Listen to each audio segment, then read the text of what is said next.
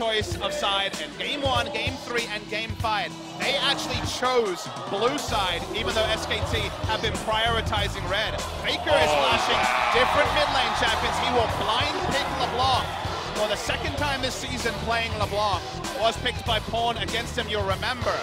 A lot of teams have been preferring red side, and I think SKT in Game 2 will choose red side because in the third pick in the first round, you choose your mid laner and you ban away quasi-counters to it. So we'll see what SKT want to decide to try to target the champion pool of BDD.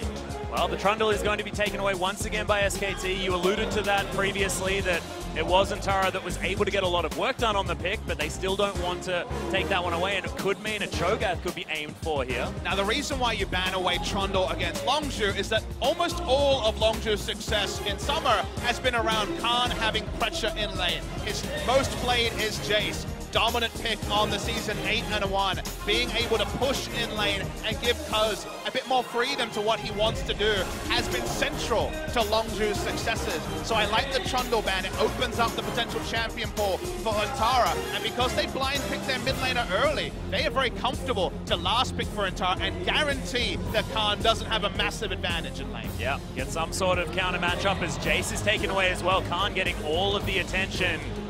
Of course, Cuz champion was locked in, so unable to take any of that away. But what are Longzhu going to do as far as that final ban? Because it looks like top lane has been what's been heavily punished, but no Zyra. The Ashe Zyra lane is being denied by Longzhu, but it feels like a bit of a step back because Wolf hasn't necessarily been playing those range supports as much. You're right, but you think about why they would ban Zyra in this spot, and it's to give coverage to Varus Alistar. They want lane priority in the bot lane with an Alistar lane, which isn't a trivial thing. Alistar's not the most powerful 2v2 laner, so banning away a lane counter to Alistar means that if they can actually guarantee push in bot, allow the Alistar to roam like Gorilla has been famous for many years, that could be big for them. Longzhu need to blind pick their top lane. They blind pick Jax against Antara. Last time these two teams met Atlas, they're returning to it, and when it comes to safety, it'll be BDD once again on the Orion. Safety and comfort, Papa Smith, is exactly what we wanted from Longzhu, to be honest, is to give them champions that is going to settle the nerves on this stage.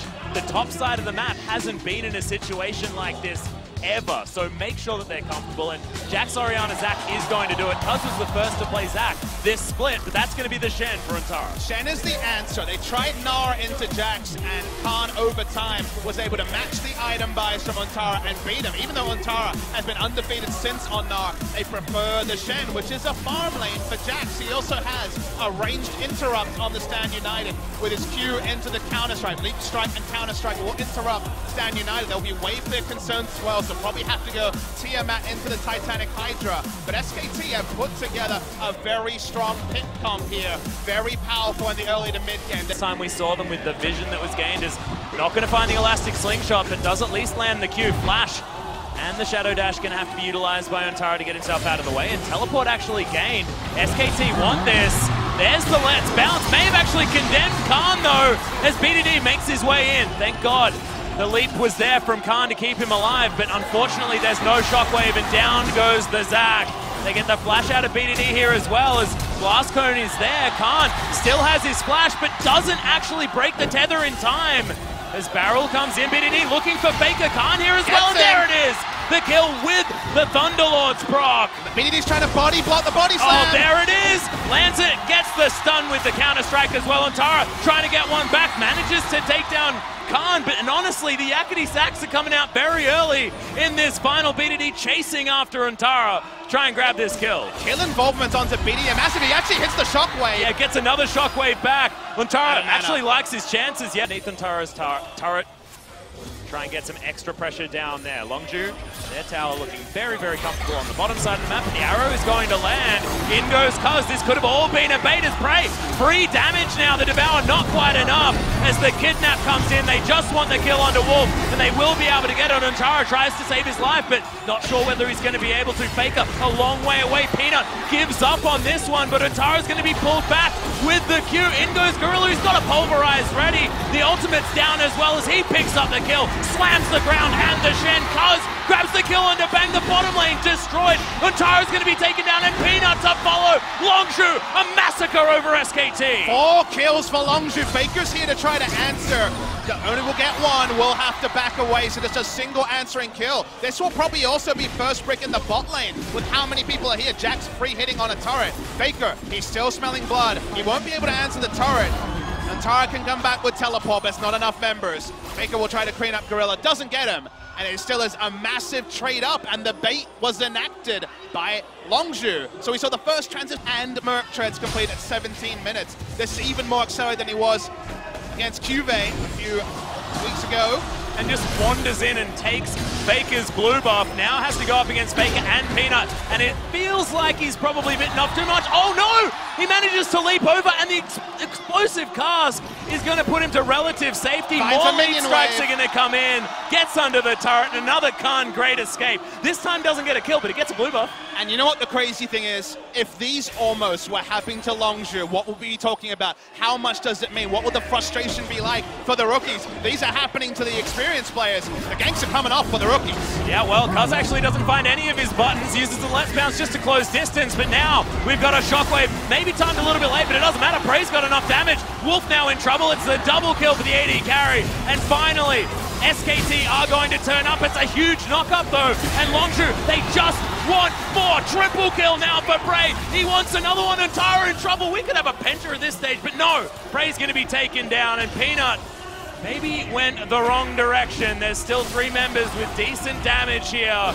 Stands United comes in, and SKT, they've just saved their jungler in top lane. They want to try and take down the turret. Got a bit greedy on Untara in the grand final game 1. He's having a day out, and here's another one. Oh yeah, straight into the Shockwave though. It felt like SKT's trap, but is it? Peanut has to body slam his way out, but now SKT, they get the flank. Another flash comes out as the explosive cast doesn't quite find what it wants. BDD, no mana. Wolf just wants him, finds the stun, but they don't finish off the Orianna. Now Untara having to fight with Prey, who's getting free damage on top of the shed, and in comes Khan. You said don't team fight with him, and he's happy to join this fray. As now Faker underneath the turret will be okay, but they will be able to get some more shots under here with the man advantage that they now have. And they're trading up on objectives. They have the inside track on the mid lane turret.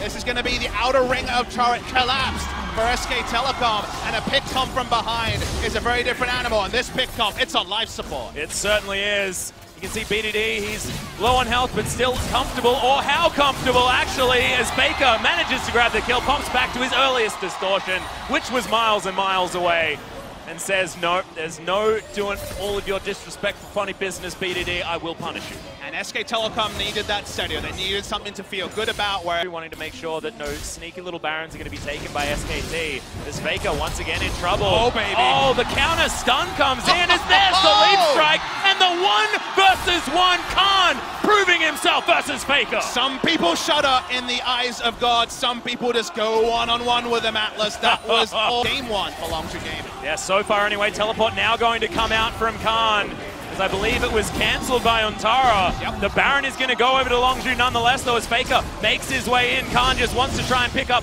whatever he can from this as the leap strike comes down, but 2-versus-1 not going to happen this time, Khan, and he is going to have to be sent back. So no side with Baron buff. He's doing a Jack's impression. It's going pretty well. Yeah, certainly is. Jack's actually making his way out of base after respawning, so Gorilla's going to turn up and say, Prey, done a great job. Take down this turret.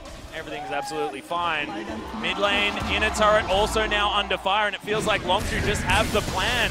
This time, BDD does have the protection, but instant cleanse out of the arrow. They know exactly what they want, as there's the Shockwave. Faker's still alive though, Wolf with the great health, keeping himself up, but BDD is going to end that pretty quickly. Cuz now still looking for more. Let's bounce on cooldown. Lost him around that factor, but it's also that Longzhu's playstyle all season was get Khan ahead with a pushing advantage and have Cuz basically follow his lead. And I just thought SKT would see through that, but with the Shen they didn't really, and the Ash Arrow goes straight into Gorilla. What's that gonna do? Yep, not looking like a whole lot as Wolf is going to be able to devour up the Ash, but now it's on cooldown, and Longzhu wanting to try and find this one again. Double Shockwave lands as Peanut's going to get exploded. Wolf in trouble as well and won't be able to offer that protection, and what they want is this turret. Bang now in trouble, uses the flash, in comes Khan!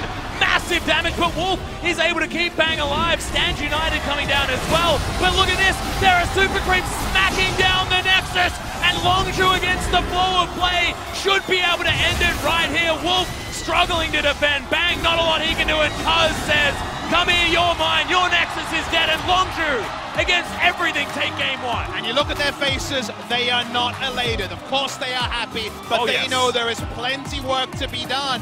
Longzhu got a lot of comfort. They brought back the Jax that many other teams dismissed as a troll pick on this patch.